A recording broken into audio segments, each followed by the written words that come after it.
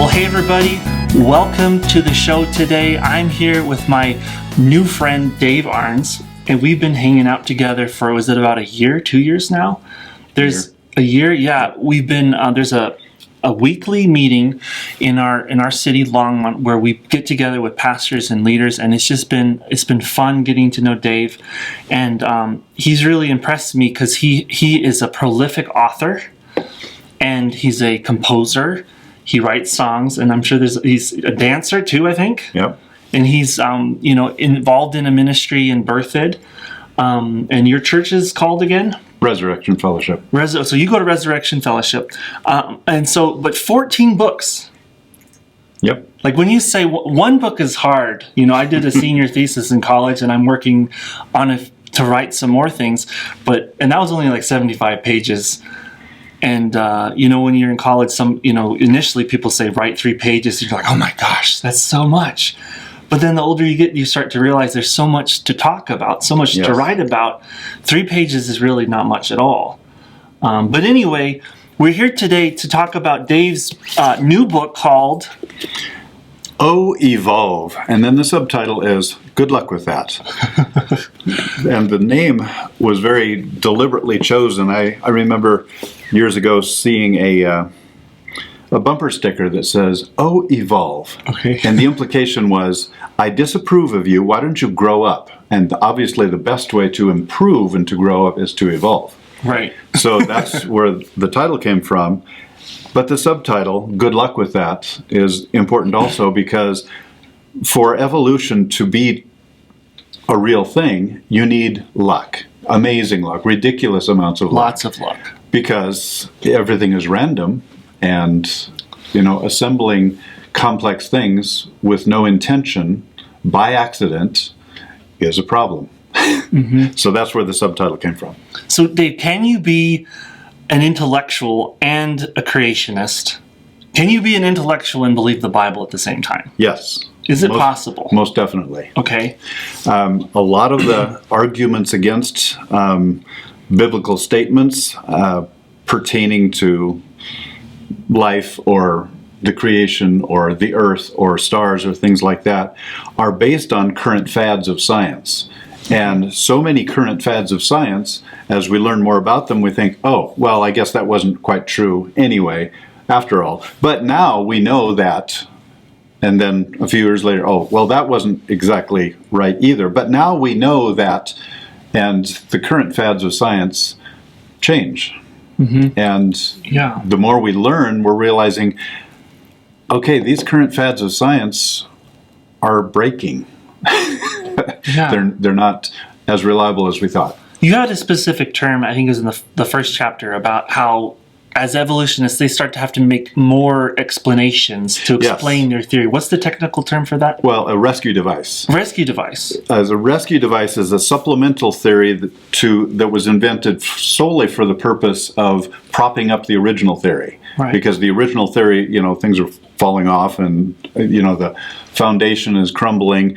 And so they invent a rescue device, another theory that explains why this doesn't match the observations. Mm-hmm. And then another one, and then another one. There are lots of them in the evolution. And that reminds me from my, I'm not a scientist, not claiming to be educated in science, even though I'm passionate about apologetics and the Bible. But when they used to say that the Earth, everything circled around the Earth, they had to explain the retrograde motion of Mars. And they said, well, the Mars would stop and then do a little circle and then stop and then do a little circle, which is a complicated explanation for something. Mm-hmm. And so that's kind of what and I don't know if you talk about that in your book, but just those rescue devices that the evolutionists have to come up with to explain their complex theory. Yes. Yeah, there's a thing called Occam's razor, which is... I've heard of that. Occam's razor is a way of thinking that basically states the simpler the explanation, the more likely it is to be true. Mm-hmm. So if you see some observation, you think, why does that happen? If there's one explanation that only requires 2 assumptions, and there's another explanation that requires 25 assumptions, it's more likely that the simplest one is going to be true. And these rescue devices are just more and more assumptions that are added on and added on and added on to make the original theory more stable, because it's crumbling. Yeah, and so they make it complicated. Yep. Design, like someone designed the universe, because there's so Yes. much information in it. Information is a huge thing. Yeah, there's laws that are operating. So Like the second law of thermodynamics, which every one of us has to deal with every single day, basically says everything is running down, decaying, falling apart. But evolution seems to kind of set that aside and say, well, that doesn't apply to us. Even though it applies to everything in the universe, somehow evolution magically doesn't apply to. yeah. So what is your big takeaway from this book? What do you want people to really come away with thinking about?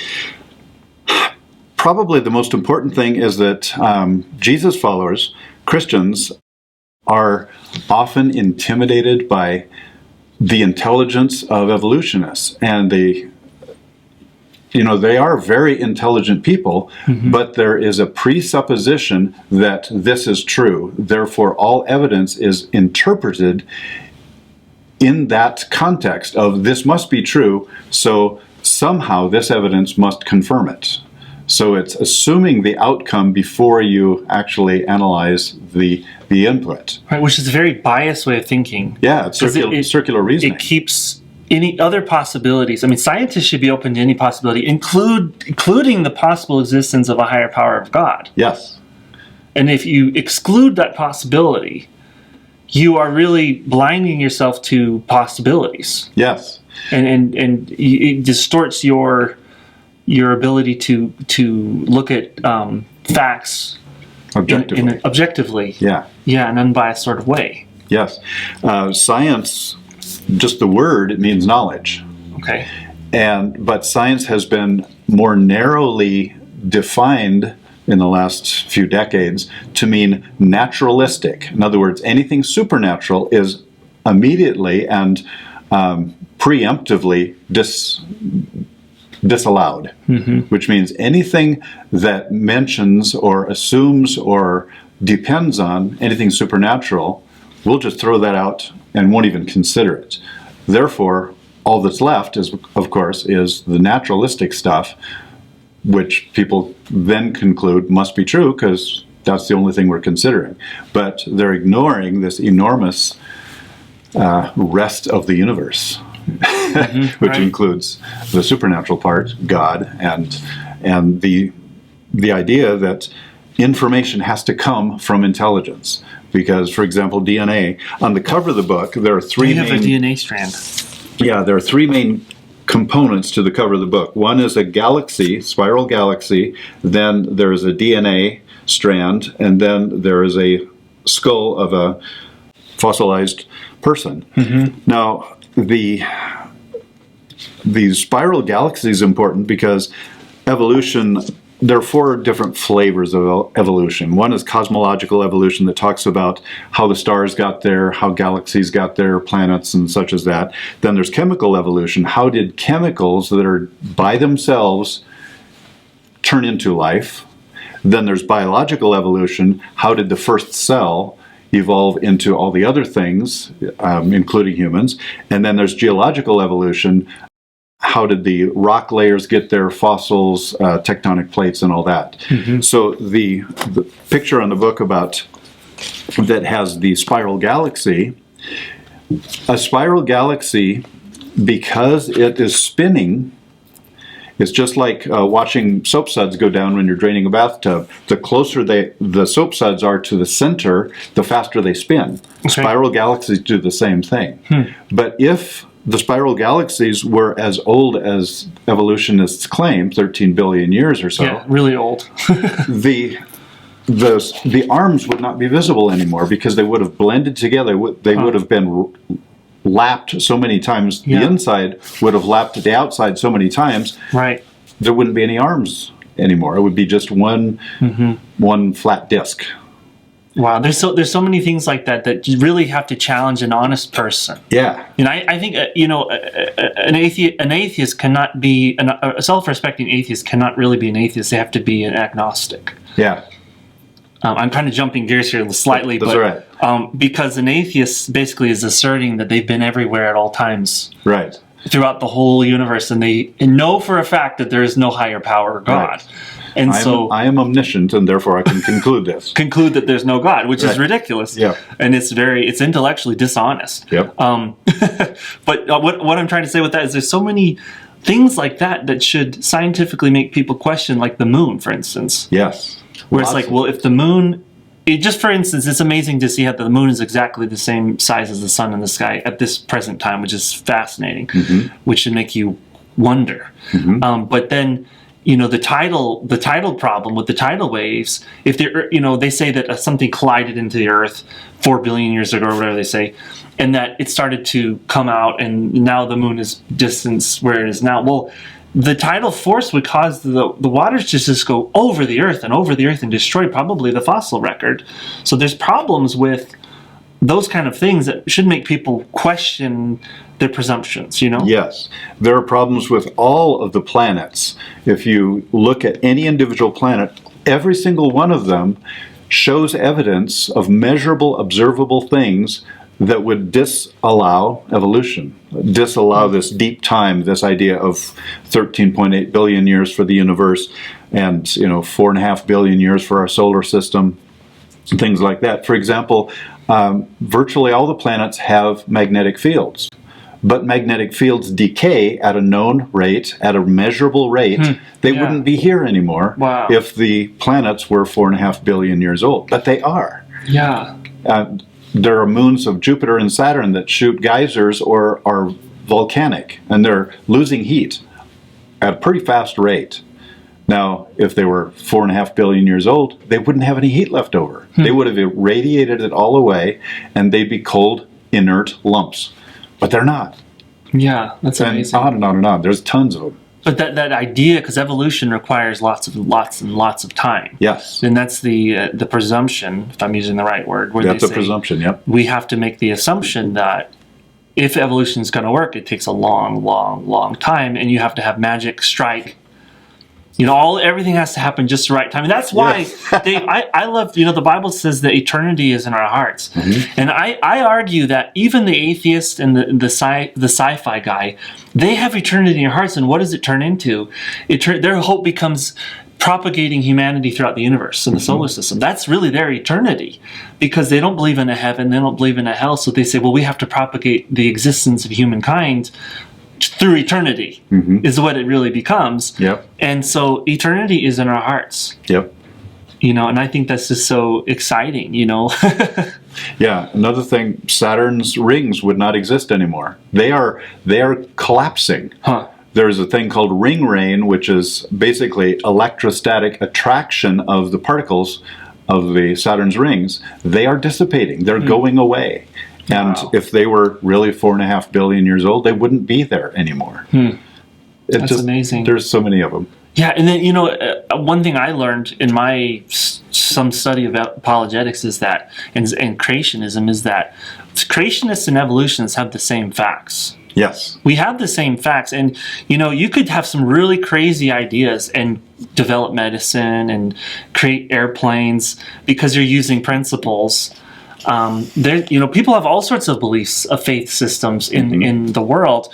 We all have the same facts that help us be scientists or medicine. So just because you believe origins, for instance, like we believe the Bible is literal, and doesn't mean you can't be a scientist. Correct. Right. It's really the thing is we take those facts and we conclude a different conclusion. Like, for instance, the Grand Canyon. I've been taught since I was a kid. When an evolutionist looks at the Grand Canyon, they see a lot of time and a little bit of water.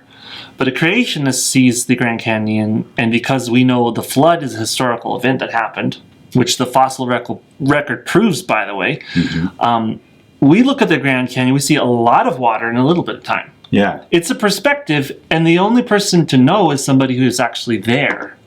And the thing is, scientists weren't there. Right. right? So we're all making a huge assumption as to what happened in the past without a written record.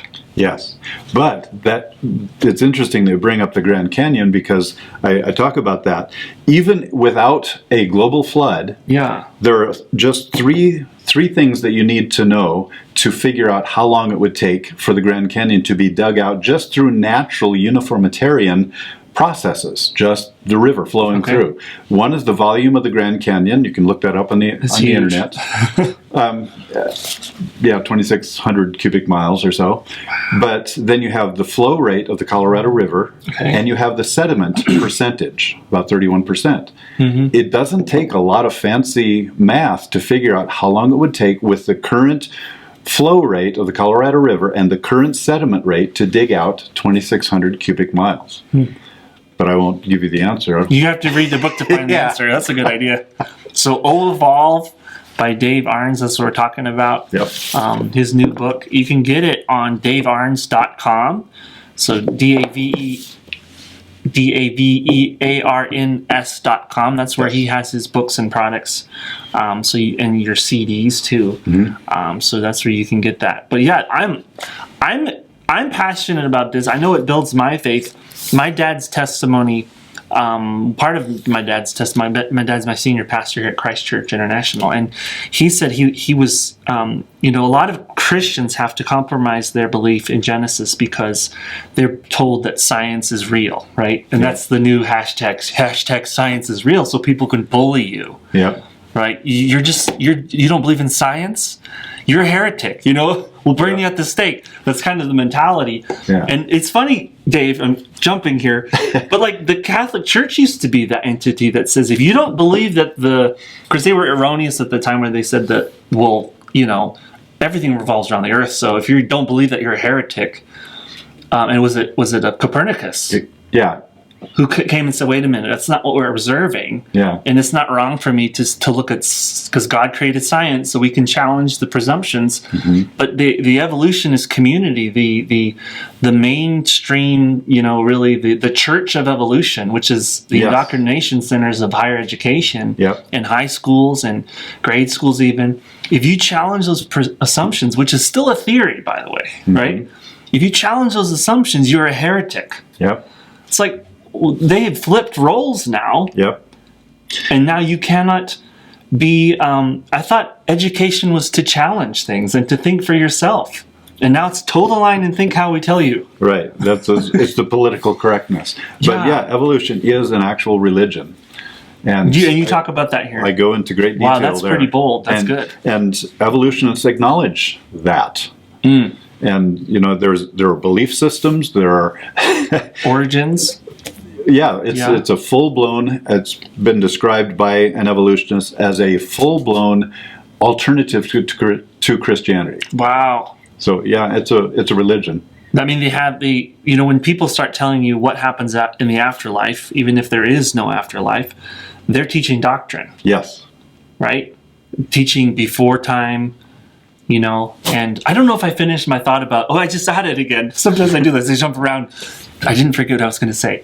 But back to the idea of eternity in their hearts. God has put eternity in men and women's hearts. And the scientist, the atheist, the sci-fi fanatic, I like sci-fi, by the way. But they have this idea that they need to, because magic struck once in the universe somewhere. They have this idea in sci-fi shows, like you name your show, Stargate, Star Trek, that somehow that life had to be seeded throughout the universe. Yes. Because the Drake equation, for instance, it's so minusculely impossible or infinitely impossible for life to actually evolve anywhere in the universe that if it happened, then it would have had to be seeded throughout the universe by some extremely highly advanced civilization. Right. Yes. So that's just, I just bringing that up. That's a very good point, because so many of the rescue devices that we were talking about, it doesn't really solve the problem. It's a rescue device. It just pushes the problem farther away. Because basically they're saying ultimately, well, there was a higher power and there was an intelligent designer. It was just a race that had evolved that one time in the Pegasus galaxy or wherever you want to say, and just happened to decide that they're going to, travel the universe and. So it's a rescue device. Yep. to get around explaining God. Right. Yeah, we don't. The whole reason that Darwin's book on the origin of species was so successful, it was an overnight success, is because there was a philosophical preference that had been growing. We don't want God in our lives. But you see creation, you see a garden, and you think, well, obviously a gardener put it there. You see a building, you think, well, obviously a builder put it there. And then we see things that are so many more orders of magnitude more complex, and we think, well, obviously God put it there. But they didn't want that, because then there's the accountability thing. You know, if I'm put here by God to accomplish something, I'm going to be held accountable for what I do with my life. That's uncomfortable. I don't want to be accountable. Right. Therefore, let's invent some theory that says we don't need God anymore. Right. Hey, how about this? It comes back to the accountability and the judgment. You know, people don't want to acknowledge that there is the possibility that somebody up there is going to hold us accountable for what we did in this life. Yes.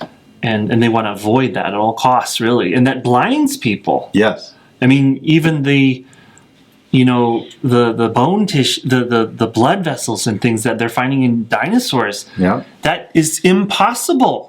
Because their presumption, which makes you really, it builds up a prejudice in your mind against thinking anything else, a stronghold, right? Yep. Where you say, well, I'm seeing evidence, but I absolutely cannot possibly let myself think that, so I must be wrong. And anybody who publishes anything that says anything about that is labeled a heretic and ostracized. Yep. You know, so it's interesting. Yeah, the whole thing is like I said, it's a religion, and it's not true that religion is unacceptable in public education. It's only that Christianity is unacceptable in public education, because evolutionists is preached in almost every classroom across the country. Yeah. So Dave, a couple thoughts here. Is there something that when you were busy writing this, was there something that you enjoyed writing about the most? Like, Wow, a lot of different things. I've been interested in astronomy all my life. So there's a chapter on the young universe where it just which is very controversial. Yeah. Yeah. But the old universe doesn't work. You know, like blue stars. Blue stars, they use up their fuel a whole lot faster because they're so much hotter than the yellow stars. Okay, so looking at their size, looking at their energy output, and knowing how they create heat through nuclear fusion and all that, we can figure out how long they would last. Well, they don't last as long as, I mean, if the universe is 13.8 billion years old, they couldn't be around anymore, but there they are. Well, let's see. Let's make a rescue device called a stellar nursery. That's where new stars are being born. Has anybody ever seen one? Well, no, but they must be there because we know that evolution is true, and we know that it has to be. Yeah, because there can't be a God, so it has to be true. Yes, exactly. It's unnegotiable. It's non-negotiable that deep time must be real. Which kind of makes it irrational, which is not good. Yep. But somebody hearing that statement thinks, wow, you're talking about God and creationism. You're irrational. No, I'm not. Yeah, and then the solar system chapter is amazing too, because every one of the planets, we've sent probes to every one of the planets, and at least to fly by and take detailed pictures of. Every single one of them reveals things that show that no, the universe is not 13.8 billion years old. The solar system is not 4.5 billion years old. It couldn't be like this if it were. And over and over and over. And then there's so much stuff on the Earth. You know, there's the geological stuff, there's the life itself, and like we talked about earlier, where did the information come from? Random processes cannot create information, and DNA is loaded with information. That's an amazing thing. Yes. DNA is a really almost a refutation. That's the right word. Refutation of evolution. Yes, it most definitely is. Yeah, because DNA has the recipes for creating proteins, but the proteins are needed to create DNA. So they must have evolved instantaneously and simultaneously, but they're so complex. I mean, at that rate, laptops and iPhones should be, evolving on your front lawn every couple of days. Right. Just out of the dirt, because... Which gets to, and I don't know if you wrote about this, Dave, but if evolution were true, there must be what I call an evolutionary constant in the universe. Explain. And write about it. But if evolution were not just a theory but a law, this table would be turning into something right now. Yeah. Because everything would constantly be changing. If things are going to so drastically change over time, yes, everything, you couldn't trust anything because everything would be changing. Like that tripod this camera's standing on could start turning into something else. Yes. And that would be a scary place to live. Basically, what you're describing is the second law of thermodynamics, the opposite of it. Right. Because thermodynamics says that everything is falling apart. And the evolutionary law, if it were true, would say, no, things are assembling themselves. If the first living cell, the odds of that happening by random forces, random accidents, is like a tornado running through a junkyard and creating a functional Boeing 747. Right. That's ridiculous. It doesn't happen. We don't observe it. It just does. It never happens in nature. Yep. It's like and this is another eternity in their heart idea. If you ever watched X-Men, this is the humanistic idea. It's really humanism, which is a religion that men is the end all of men and women. We are really the end of all things, right? Mm-hmm. And we're going to be evolving into a higher existence. Yep. And it influences the political realm. Yes. Where we believe that, and Star Trek is propagating this idea that a global government will somehow solve world hunger and the financial problems and it's just a total lie. Yeah. We are not evolving into different creatures. We're not evolving up. We're going down. The Bible says every kind produces after its own kind. Yes. God created them male and female. You see how important it is to have an understanding of reality rooted in the designer's book. Yes. You were talking about mutations just now. How many mutations would be required to make one bacterium into humans, for example? Well, they've never, ever found a beneficial mutation. Wow. All mutations are harmful. Harmful. All of them. That's important to remember. There's one study that a guy analyzed. I think it was 435,000 known human mutations. And how many? 435,000. Wow. And he found 186 of them had positive effects out of 435,000. Well, those 186 also had downsides, but at least they had a little bit of an upside. So basically 2,400 steps backwards, or even sideways, for every one step forward. And how could you ever assume that you'd make headway that way? Right. One step forward, 2,400 steps backward. That just doesn't fly. It goes back to the whole, with evolution, what evolved first, the mouth or the stomach? Yeah, exactly. Or the hand to feed the mouth to the stomach. What evolved first? Yes, that's an example of the logic. Tells you well, something's wrong here. Yeah, that's an example of the irreducibly complex things. There are so many things in the human body or in any organism's body where you have to have these 50 or these 100 or these 500 things all at the same time, or else the whole thing fails. The example I give in the book is a mouse trap. If you have one of those snap traps, you have the base, you have a spring, you have a hammer, you have a trigger, you have the restraining bar, and you have about 5 staples. If any one of those pieces goes away, the whole thing fails. And it's just a little contraption. Yes. Yeah. 9 pieces. And the human body, like vision or digestion or respiration. All of those things need so many pieces. Wow. All of those things would have to evolve at the same time, because if evolution happened and one of those pieces evolved, it wouldn't be useful. So it would be evolved out. The natural selection is a real thing, Right. but because mutations But it doesn't prove evolution. No. In fact, it disproves it because all mutations are harmful. So natural selection causes people and all organisms to decay and degrade.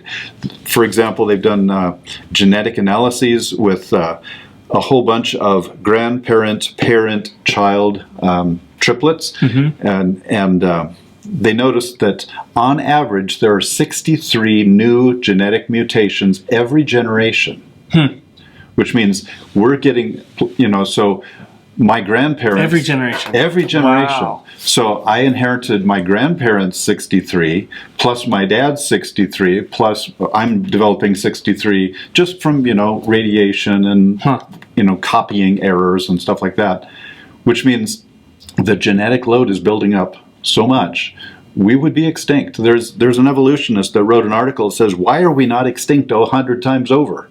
And he was just looking at that. We are building up mutational degradation so fast, we would be extinct if we were as old as evolution says. Wow. That's amazing. I think we're going into the extended version of the conversation because we've got more to talk about. But get the book here, Evolve.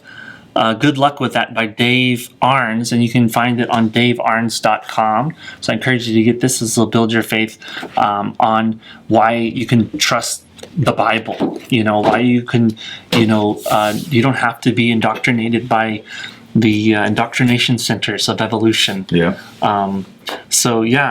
there's so much to talk about. I'm passionate about creationism and about, you can be a creationist and a scientist. Yes. You can be an intellectual, which I love, Dave, how you talk about your revelation. Could you tell us a little bit about that?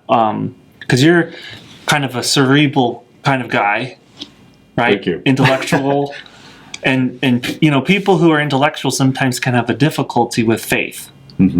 But God created the brain. God is the lawgiver. He created the law of gravity. He created the law of physics. So there should be no disconnect. Right. Can you tell us a little bit about why you started writing, and why do you, like with the where you said here that to test everything and hold on to the good? It's 1 Thessalonians. I've always been interested in how stuff works, and I've always been interested in science and math and physics and all that kind of stuff. But I was raised in the church. I didn't really start serving God until I was about a sophomore in high school. But then I thought, well, if God created this stuff, there should be evidence for it. And I found it all over the place. And one of the things I discovered somewhere along the line is that things like evolution that supposedly prove that Genesis didn't happen like it states, they are based on preassumptions, like we talked about before, that will totally throw out this whole area and only allow potential answers within this little area. Well, that's where the answer was. So if I've restricted my area of consideration to this little piece, you're going to be looking in the wrong place. Yes, but that whole thing is a pre-assumption that couldn't possibly exist. Right, which makes you closed-minded. Yes, exactly. And for that area. Yep. Yeah, so it's like when you're looking for something that you missed or lost. And you look, and the most dangerous thing is when you look somewhere where it actually is, but you didn't look twice. And then you rule that out, that box that couldn't possibly be in that box, or I didn't, lose my phone in my car. It couldn't happen. You're not going to find your phone. Yep. Because you ruled that out. Yep. Like in the grocery store, I'm looking for a particular product. I go up and down this aisle. It's not there. So I ask one of the store employees, and they say it's right there. Oh, I just walked past there. Yeah, because I made an assumption that it couldn't be on that aisle. Yeah. Therefore, I didn't see it. And, that's what the evolutionary theories do. I cannot possibly consider that. Therefore, the answer must be here. So all evidence must be interpreted within the framework of this little box. And that's faulty. It is faulty. Well, it's good that you're using your intellect for Jesus. That's so good. Thank you. Yeah. Anything else you'd like to add or say that you haven't said? I mean, read the book. Well, the whole thing. Yeah.